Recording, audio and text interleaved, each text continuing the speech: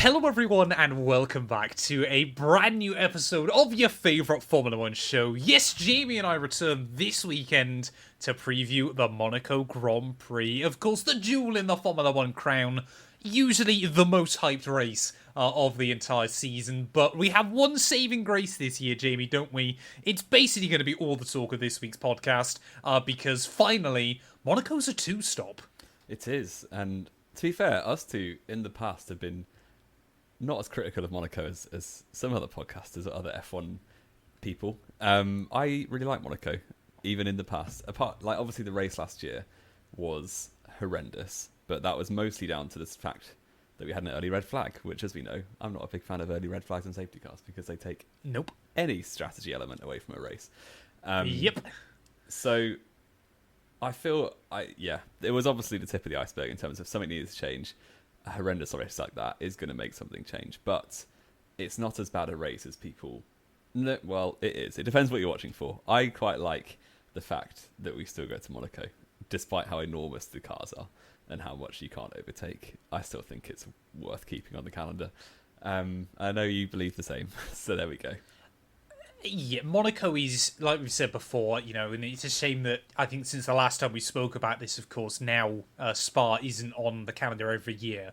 But there should absolutely be something in place that states that Silverstone, Monza, Belgium and Monaco should never not be on the calendar, because those are kind of the four crown jewel events, if you will. Of Formula 1 race. Exactly, of Formula 1 race. They've stood the test of time since day one. They should all be there, in my opinion, as well. And, we do still see all of them on the calendar at the moment. Obviously, Belgium's moving to an alternate schedule. I think Monza, of course, is going to be safe. Silverstone's going to be safe. But, Formula E raced at Monaco a few weeks back, Jamie. And once again has proven Monaco isn't the problem. It's the cars. Because although, yes, Formula E, you've got the attack mode and this, that, and the other. But even this year, where it's not just kind of racing in... What do they call it in, the Tour de France with the peloton, isn't it? Formula E had a big problem with the peloton a couple of years ago, but this year they don't have that issue, and it still delivered a good race or two good races actually. Once again, it is just the cars that are the big issue here, and well, it's not often we hype up Formula E. No, maybe we should bring attack mode in. That's a joke. We should not do that. Yeah, I don't think it's just the cars, to be perfectly honest, because you could look back 20 years and you still could barely overtake. But it is slightly harder now. You've gone from maybe 5 or 10 overtakes a race to next to none in 2025. And I think even then you're probably being a little bit optimistic about some of those older Grand Prix as well. Yeah. To be completely honest with you. But, again, you kind of... The big show is Saturday, isn't it, with Monaco? Exactly. I've always said as well they should try and completely shake up the format. And although they're not quite going to the extremes I would like to see, they are obviously, like we said, trying to do this two-stop strategy. We'll talk about that in just a minute, Jamie, because we've got a couple of other admin bits to get through first of all. Number one, McLaren bringing a special livery. And number two, Ferrari bringing special race suits, as far as we're aware, because we still, at the time of recording, haven't actually seen whether they're doing a livery or not. No, yes. The McLaren is decent, though. I don't hate it. I like it. It could be cleaner. There's a lot of colours going on still because of sponsorship deals and whatnot, but I do like it. It's a shame that since 2021, when they bought the best special livery of all time, with that Golf McLaren, they haven't quite hit the same heights. But it's all right. No. And obviously they can't really do Golf again because Williams might take umbrage to that, you'd expect. Yeah. Although maybe a bit of free advertising, they wouldn't complain about too much either. But, I mean, yeah, the McLaren special livery last year was good. But, obviously... We do tend to get a lot of Senna tribute liveries, but, the man saw so much success around Monaco with that team. I think that's fair enough. Isaac Hadjar as well. This year, done a special Isaac Hadjar is doing a Senna special livery as well. I thought we might see one from Gabriele Bortoletto, but his I don't entire think we've had helmet for the anything season is a Senna tribute, really, isn't it? Well, exactly. So fair play to him as well. But Ferrari, though, they're doing another white race suit. But we don't know if the car's changed. So it seems like every team wants to dress their drivers like a butler this weekend. But Ferrari, because it was always interesting, wasn't it, last year? McLaren changed everything on that livery apart from the mirrors. both drivers demanded that the mirrors stay the normal colour because, of course, they're such an important reference point to obviously know where the wheels are. That's interesting. So maybe that's why Ferrari haven't done a livery, because Charles and Lewis are both there going... done something. But there's a bit more white on it. It's going to be slightly whiter. It's behind the driver. Have a special logo for F175 by the looks of it. But it's basically red to all intents and purposes. It looks like a Ferrari, and that's fine because that's what they've been for the last 75 years. So we can't really knock them for it. I'm wearing a Ferrari hat today because it was the one closest to me when we started recording. So, and Charles Leclerc is obviously going to back up last year's win with this year's win. Oh, there you go. Jamie's locked that in, ladies and gents. That's his prediction done. Ready for this weekend's Grand Prix. So thank you very much. Let's talk about the biggest thing, though, isn't it, Jamie? The two-stop strategy. We must have already got into conversation for about 10 minutes before we started the show, just debating how this is going to work. Because honestly, unless we kind of see some extra rules that we haven't been able to find online, this could still be open to manipulation, mightn't it? Yeah, definitely. And it's, as far as I know, I did watch a video from the race, kind of explaining it a little bit. There's nothing like you get an F2, so that it's not like you can't pit under safety car, or virtual safety car, sorry, isn't it? So your mandatory stops can be whenever. They don't need to be apart from red flag, that doesn't count. The rule is you have to do 2 pit stops, and you have to run 2 different compounds of tyre. And the 2 pit stop rule is the same wet or dry, which I found quite interesting. Yeah, fascinating. It could really spice it up, because on the normal Monaco race without red flags, that's the problem. Is last year the race was ruined because the only rule in play was 2 different compounds of tyre, and everyone did that by changing the compound after lap 1 with the red flag. Yep. If we had this rule in place last year, that wouldn't have mattered, because you still have to go through the pit lane to change tyres twice from that point onwards. Yes. I just think we're going to get so much variation in what the teams try and do, and it depends a lot on obviously qualifying. Depends how close your 2 teammates are on the grid in what sort of games you can play. I'm just really excited to see what the strategists come up with, to be honest, because we were talking pre-show. It reminds me of Qatar 23, was it? Yes, yeah. Where it was obviously effectively an enforced 3-stop, because it was 17 laps on a set of tyres, and therefore to make the stints work you had to go through the pit lane 3 times, once every 17 laps. And Sauber in particular, with Bottas and Zhou, were very clever in the way that they did. I'm trying to remember rightly, I think it was a 54 lap race, 53 lap race or something, and basically they pit as soon as you could in order to do the rest of the race on 3 stints of 17 laps, from the soft to the medium, and then did medium to the hard. I can't remember exactly what tyres it was. But yeah, I just think we're in for a treat, because teams are going to be playing all sorts of games. You might get a Kevin Magnussen in Jeddah situation where you've got somebody backing up a massive pack to try and get a gap for their teammate, stuff like that. I'm just very excited. I'm slightly worried because Verstappen will be on his own at the front, and you're going to have 2 McLarens, 2 Mercedes. Yeah, it's going to be a rough one.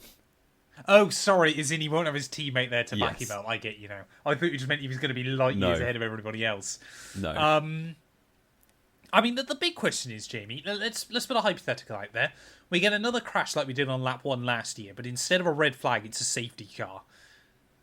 What stops you then just pitting twice immediately? Well, I think they will. In the first 2 laps. And then it depends on grid position, because, if you are second on the grid, for instance, or even pole, if you're on pole, you're not going to take the risk of pitting twice, because say the rest of the grid doesn't pit, then you're stuck behind 19 cars, and the driver in the lead will easily gap you, and you have lost that free pit stop advantage. I think the back 5 or 6 cars would absolutely be doing this. Which will just make it really interesting, I think, because then you've got, say it's the Saubers, the Hasses, Liam Lawson probably is back there. You've then got the likes of the Williams, probably the Ferraris, realistically, that have then got to build up a gap twice of 2 lots of 20 seconds over the course of the race. So you're just going to have stuff to watch. And I just think we're in for a treat. And also luck plays into it massively, because the thing that would screw you over if you make both your stops at the beginning, and then there is a red flag or a safety car 30 laps in, then all of that risk that you took, you just haven't had pay off. So, I'm gassing myself up for this race now, because I think it's going to be great. It is a really, really odd one, isn't it? Because it's either going to be fantastic or farcical. It just seems like it's going to be... it's going to be one of three, isn't it? Which kind of covers a lot of bases. Fantastic, farcical, or a bog standard Monaco Grand Prix. Nothing will change. Exactly. Or it's just going to be exactly the same as it was. Exactly. I mean, I guess it kind of saves you if you, like, damage your wing on lap 1 or something. Because I guess it kind of allows you to get back into the race. You still require your tyre wear still will be offset, because tyre wear will play a factor as it always does, especially on that C6, which again no one will use in the race, I'd imagine. But could you use it in the race if you've not got to go that far on it? I guess, yeah. I guess why not? Really, really interesting, isn't it? To kind of think, it is one of those ones where anything could happen. I am very excited, and what I really hope, I was using Sauber as example pre-show, but say you've got Hulk and Bortoleto probably qualifying like 16th and 17th or something at best. They should just leave both cars out as long as possible, overtake everyone they can when they pit. So then, I don't know, you're into the dizzy heights of like 8th and 9th with your two Sauber cars. And then they just get Bortoleto to back everyone up. And then throw away one's race. Throw away a car and just let Hulkenberg drive off. Because honestly, you can back up cars at least 5 seconds a lap. Magnussen was doing 3 seconds a lap in Jeddah. So you could do 5-10 seconds easily at a track like Monaco. I think 10 seconds might be a bit difficult, but 5 seconds or so. Perez did 7 seconds on Hamilton in Abu Dhabi. Yeah. It's mad, isn't it? You think you could really... just throw But then again, you think that's no different to when it's normally a one-stop race, is it? Because you could just force someone to be 30 seconds behind. But you've got 2 opportunities to do it now. Yeah. Well, there was the year... But could that then mean someone else just tries to undercut? Was it 2020? Because they got 2 opportunities to do that. Yeah. Was it 2023, wasn't it, at the end? When Alonso was in the Alpine was about... That was... 5th? Yeah. It must have been 22, wasn't it? Yeah. Where he just stopped driving quickly to screw over Lewis Hamilton. Yeah, it was, who was still 40 seconds behind. The rest of the top 5. Just a huge gap in 20 laps, wasn't it? It was insane. Exactly. And the good thing it's bizarre, bizarre, isn't it? What could happen? Because there will be... Obviously, the strategists run hundreds, thousands of simulations.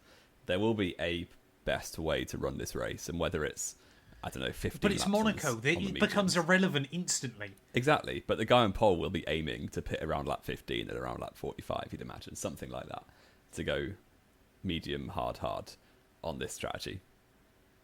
But we could just get some chaos. You could just get, someone does the whole race and then pits twice in the last 2 laps. Because they're in the lead. Yeah. That would be amazing. It's going to be... Or you pit lap 1 and then pit lap 77. Exactly. There is a penalty if you don't pit. I think it's like a 25-second penalty. Normally, yeah. So no, I thought if you don't do the tyres, it's just disqualification. I don't think it is.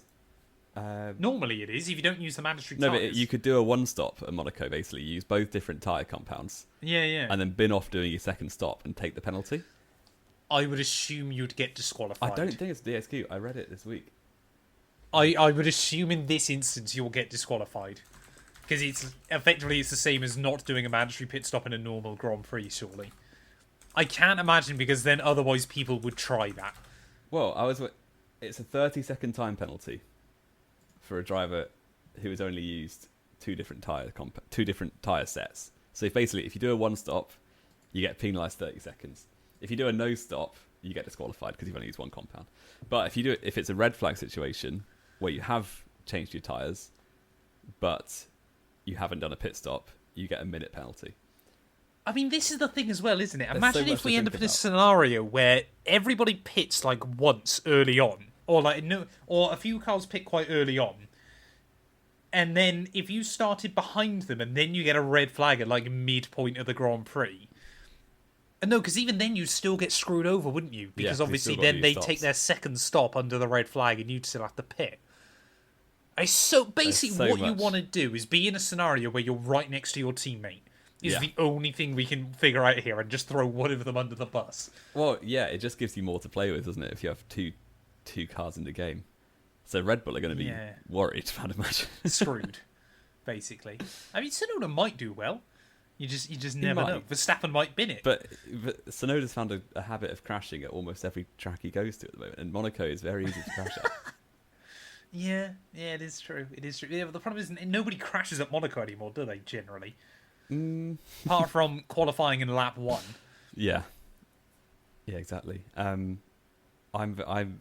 gaslit myself into being very hyped for this race. I don't know if you can tell. Yeah, it's going to be such a weird one. It's going to be really, really interesting to kind of try and go through and figure everything out. Ultimately, at the end of the day, isn't it?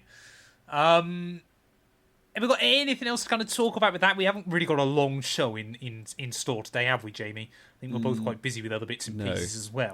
But we can do a quiz. I think this we're going to do my fun. quiz, are we? Because I'm assuming Monaco is your favourite event of the year. I know you talk about it a lot.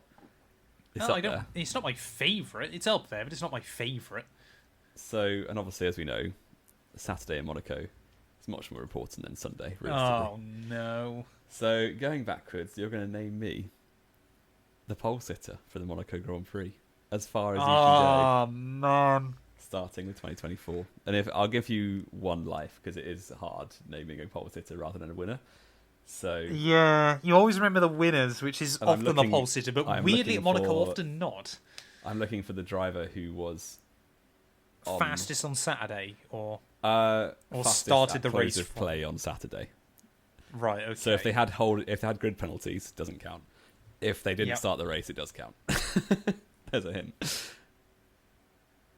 Right, okay. So in that instance, you're saying Schumacher... So just to clarify, you're saying Schumacher didn't get pole in 12. Yes. But Leclerc did get pole in yes. 19 or 21, whenever it was. 21, wasn't it? Okay. 2024 was Charles Leclerc. Yes, it was. 2023 was Verstappen. It was. 2022, was Perez. No. Ignore me. It wasn't, was it? It was Leclerc again, I believe. Actually, it was Leclerc. There you go. Perez won the race. He did win the race. Yeah. 2021. So in our rules, we're saying that was also Leclerc. Yes. 2020 obviously didn't happen. 2019 was Lewis. It was with the old Niki Lauda tribute, wasn't it? Yeah, 2018 was Ricciardo. 2017, I believe, was Kimi. Yes, it was. Which Kimi? Kimi Räikkönen, of course. Antonelli was about 11. Yeah. That's alarming to think about. 2016 was Ricciardo. Yep. 2015 was... I know Rosberg won, but I feel like he took pole as well. No, was that the year where they messed up the timing on the safety car? Yeah, I think that, it was 2015 was Lewis, wasn't it, who took pole? It was. 2014 was Rosberg, because how on earth he got away with that? Like, you're a big Rosberg fan. You watched that footage. He definitely did that on purpose. Like, he doesn't even hide it well. No one takes 4 stabs at making an apex. He hit it better than Schumacher did in 2006, I'll tell you that. But I wouldn't even argue he did a much better job than Schumacher. I do think in Rosberg's autobiography, when he's 60-odd, he'll be like, I knew what I was doing there. I watched the compilation of like Monaco moments a couple of years ago, and it's just the fact they always cut from Keke and Rosberg talking about Schumacher should go home, and then immediately after they show Nico doing the same thing.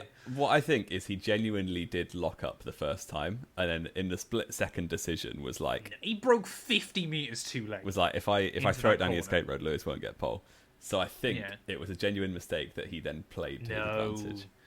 No, and Mercedes wouldn't send the data to the FIA either regarding it as well. So there's the conspiracy theory. That's policy, isn't it? Where are we up to? No, 2014. they normally do. So 2014 was Rosberg.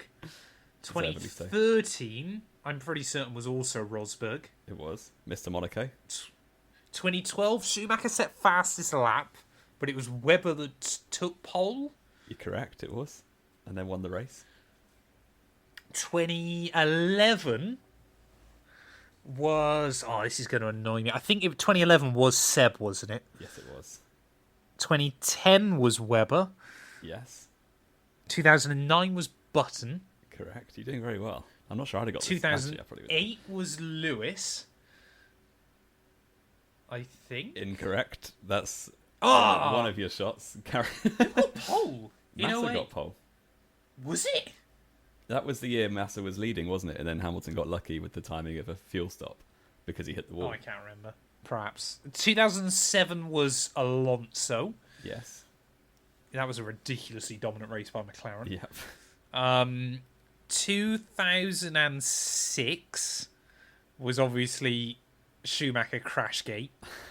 Oh, not Crashgate. He actually didn't crash. He just parked No. gate. So I'm going to assume that was... Oh, was it Alonso? Or was it someone else?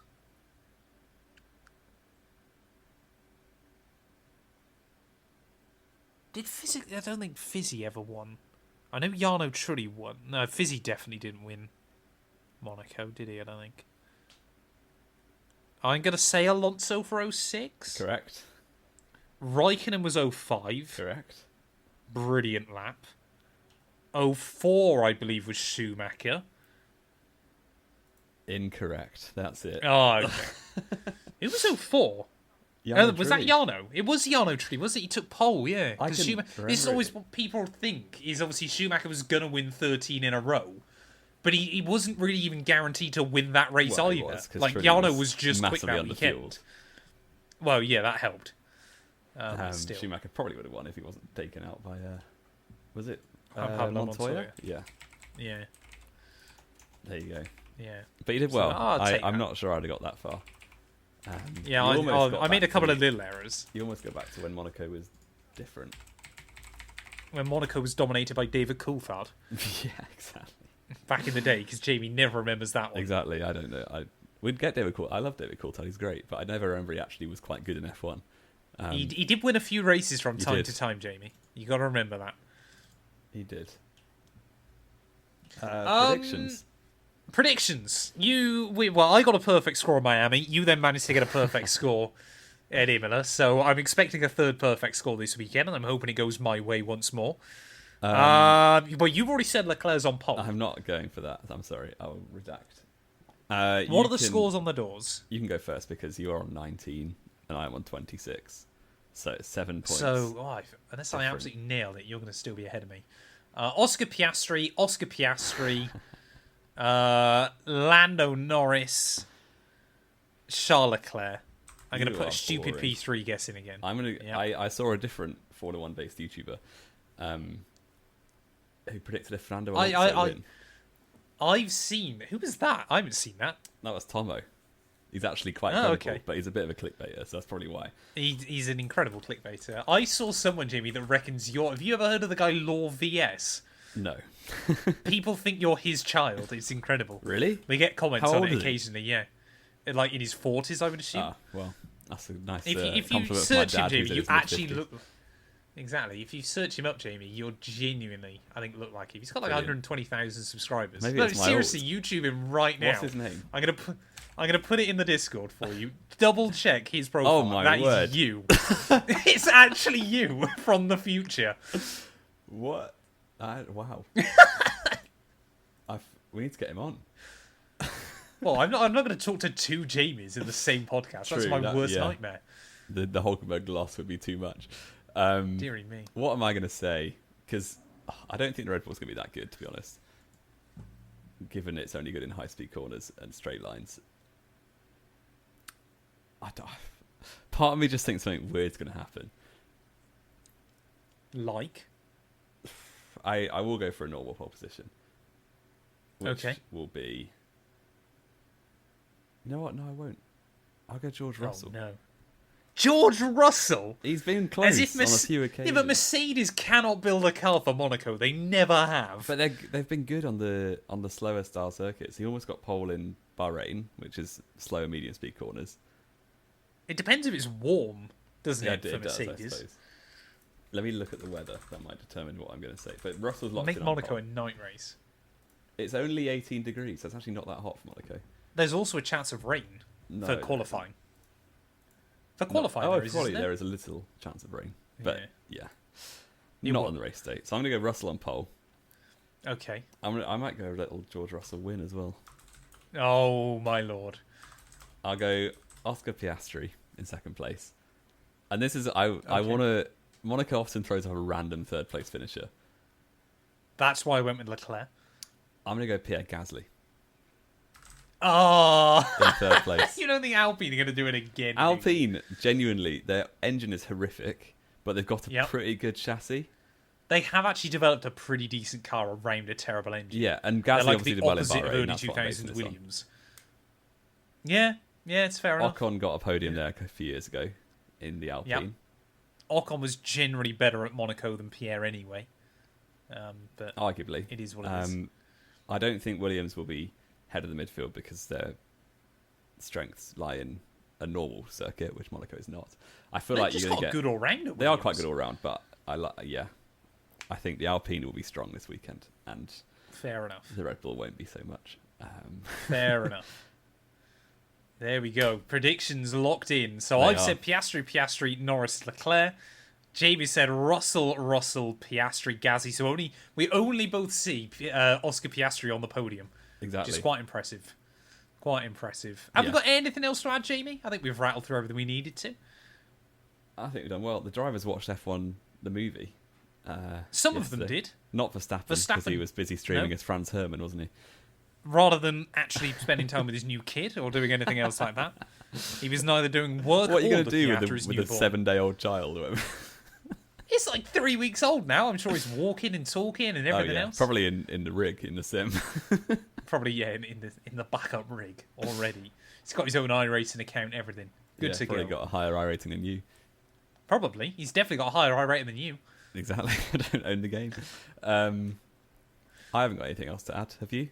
No. Wonderful. Wonderful. Well, thank you all, as always, so much for listening. Let us know your top 3 predictions down in the comments below. And Jamie and I will be back to talk about how on earth Nico Hulkenberg bagged his first ever Formula 1 podium because I of wish. the crazy Monaco Grand Prix. We will be Now, there. that would be insane.